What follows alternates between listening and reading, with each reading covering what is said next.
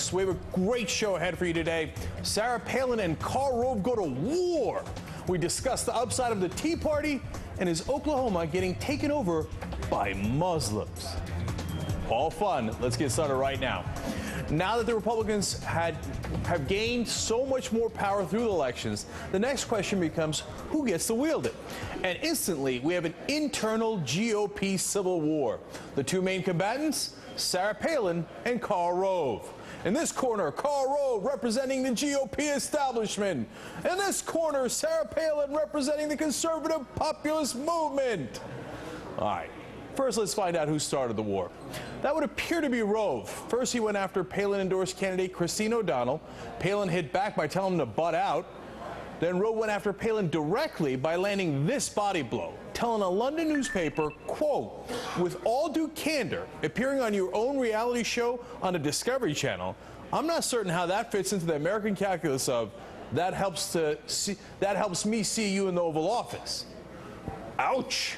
Now she hits back with a roundhouse. Karl Rove, he knows that it isn't a reality show, but now Karl has planted a few other political seeds out there that are quite negative and unnecessary. You know, I kind of feel like, why do they feel so threatened and so paranoid?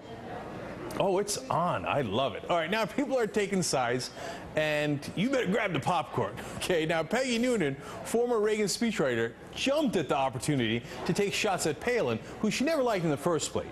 She wrote in the Wall Street Journal, comparing her to Reagan, quote, "The point is not he was a great man and you're a nincompoop, though that is true. Americans don't want as their representatives people who seem empty or crazy. They'll vote no on that. It's not just the message, it's the messenger." Even more importantly, Representative Spencer Backus, who is now set to head the powerful House Financial Services Committee for the Republicans, said this of Palin, quote, "The Senate would be Republican today, except for the states in which Palin endorsed candidates like Christine O'Donnell in Delaware." He continued by saying Sarah Palin cost us control of the Senate. That is heavy language. I'm going to call that an uppercut. It's on. Full-scale civil war. And the question is why? Has the Republican establishment decided that Palin represents them in a bad light? That's possible. Has she touched a nerve with her populist message? Is it really that populist? I'm not sure, but they seem concerned about it. Or did she do something that made the people that fund the Republican Party mad? Because Rove definitely represents the money part of the GOP. I'm not sure there's even another part, but he definitely represents that part. So one final fun question for you guys. Which side will Rush Limbaugh and the Fox News boys come out on? If they pile on Palin, it's over. But if they back her, then this goes nuclear. I told you this was going to be fun. All right, now joining us, Richard Wolffe, NBC News political analyst, and David Sirota, who's a syndicated columnist and author of Hostile Takeover. Richard, let me start with you. Is this real? I mean, those quotes look like they're very much real, and that they're going to battle against one another. It is real, and it's really personal. So the question is, how does this play out as the presidential pack takes off? Because this is a party without a leader. There is competition to say who spends the money, where it gets spent. That's what Karl Rove thinks he's doing with GPS and GPS Crossroads. And there's Sarah Palin. You know, they are both Fox News contributors, so I guess it's all going to play out on another channel. But it also plays out in terms of the electoral map and what the dynamic is in the Republican Party. Remember, 40%, according to polls, 40% of the people who showed up to vote Republican just last week say they're strong supporters of the Tea Party. This is right down the middle of the Republican Party. So, Dave, let me go to you. Why? Why are they fighting? You know, I don't see what the conflict is. They both seem to be in favor of gigantic tax cuts, et cetera, et cetera. What's the fight about? Well, it's because Washington defends itself first and foremost. So I think that it's not really a battle of policy. I mean, there's a personal component here, but Karl Rove really represents Washington. And I think in both parties, what we see is that Washington will defend itself above and beyond party first and foremost, and within parties themselves. So I think Karl Rove really represents kind of the old school Washington Republican establishment. Sarah Palin, and I'm a critic of Sarah Palin on policy, but Sarah Palin represents a sort of grassroots Republican Party, and there is this tension there. And there hasn't yet been, as Richard alludes to, a leader in the Republican Party who can bridge both of those parts of the Republican apparatus. David, I'm getting the sense that you're on Sarah's side there. Well, I'm not on her side. It's more like, look, I think one of the fundamental problems in American politics right now in both parties is the Washington establishment of both parties. So I think in both parties, the effort to shake that up, to make the parties more democratic, small d, is probably in the long run a good thing for our small d democracy. All right, Richard, you mentioned Fox News because they're both contributors, Rove and Palin are. So that leads to the interesting question of which side are they going to be on, because that usually determines the winner in Republican politics. I don't know how powerful they are, but look, Sarah Palin brings ratings, she brings attention, we all love talking about her. But one thing you have to say about establishment figures like Karl Rove is that they look at the polls and they know that Sarah Palin, barring something completely unforeseen in our politics, Sarah Palin cannot be elected. She has lost the middle. She has become less popular the more people have seen her since the election of 2008.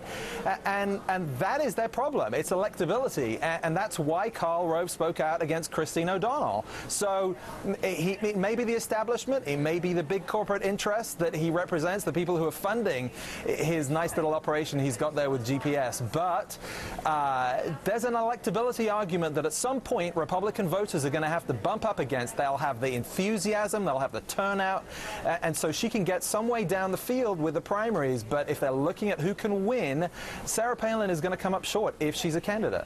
David, with the money on Rove's side, it appears, especially within the Republican Party, does Sarah Palin stand a chance, or is she about to get wiped off the board? No, I think Richard's right. I mean, I think that's why I said this is partly personal, that there is a calculation here among the Republican establishment that Sarah Palin is probably unelectable, unpalatable to the broad middle of the country. And I don't think ultimately there is any precedent of a Republican politician who's a purely grassroots Republican politician winning a Republican nomination. Ronald Reagan, everybody forgets, sort of bridged the establishment and the grassroots of the Republican Party. I think what you may see is a kind of consensus figure. Somebody perhaps like Indiana Governor Mitch Daniels is somebody whose conservative politics may be able to appease or attract grassroots Republicans, but his corporate ties, his ties to Washington, his ties to the Bush administration may be able to grab parts of the Republican establishment in Washington. They're looking for a bridge candidate, and until there is one, Sarah Palin will probably be quite a divisive figure in Republican politics. Well, Richard, let me do one last question on who's going to win here. Does Palin have a chance? Can she overcome this and convince the conservative voters and the people listening to talk radio, etc., that she's right, Rove is wrong? And does that leave Rove on the outs? Is that even possible within the GOP? Sure it is, yeah, but let's look, you can play out the scenario 2 years out anyway. Yes, she can win in a multi-candidate field, but look at the alternative. She is not going to be Howard Dean, okay? If she loses, or whoever that grassroots figure is that loses, that energy and enthusiasm doesn't just disappear. It doesn't do what Howard Dean did, which is to salute and give a nice speech at the convention. They're likely to splinter off and run on their own because this is an anti-establishment mood. It is an anti-Washington mood. They're not going to go away. So she runs, or someone in that mold runs in that slot, whether they take the Republican nomination or they run as a third party. So she's not going anywhere, and people like her are not going anywhere. They're going to be with us for 2 years. So, David, coming back to that idea, I think Richard's probably right. Is that, a huge gift to the Democrats? And what will be the practical consequences of that? I definitely think Sarah Palin is a huge gift to the Democratic Party. The more she is out there, the more she even defines a part of the Republican brand, I think the better for Democrats, because I think that she is really not palatable to the broad middle of the country. And I think that's based on her politics. I think that's based on her positions. I think that's based on her comportment out there as a candidate. I don't think it has anything to do with her, she's saying, oh, it's personal against me. I think it's actually a matter of her extremist politics and what she seems to represent. So, yes, I think she is. The longer she's out there on the stage, the better it is for Democrats. And then, Richard, finally, what's the sense of how this might affect, if at all, actions in the House and the Senate legislatively? Is this a real split within Congress, and will that affect legislation? Yes, it does, because this gets to the heart of what we actually saw last week. Okay, so was last week's result the domination of the Tea Party movement, of conservative politics, or was it the movement among independents swinging towards conservatives? If it's about independent voters here, then that's a different path that the House and the Senate have got to take. But if it's about satisfying the Tea Party folks, if you think this was all about their grand sweep of American politics, you're going to pander to them as opposed to going towards the middle. That's a very important strategic difference, a choice that the Republicans have to make. So interpreting last Tuesday is the key here. That opens up two very different scenarios for 2012. All right, great conversation. Thank you, Richard Wolffe and David Sirota. We appreciate it. Thanks, Cenk. All right, now what the Tea Party is getting right. We'll tell you about that next. And are the Democrats already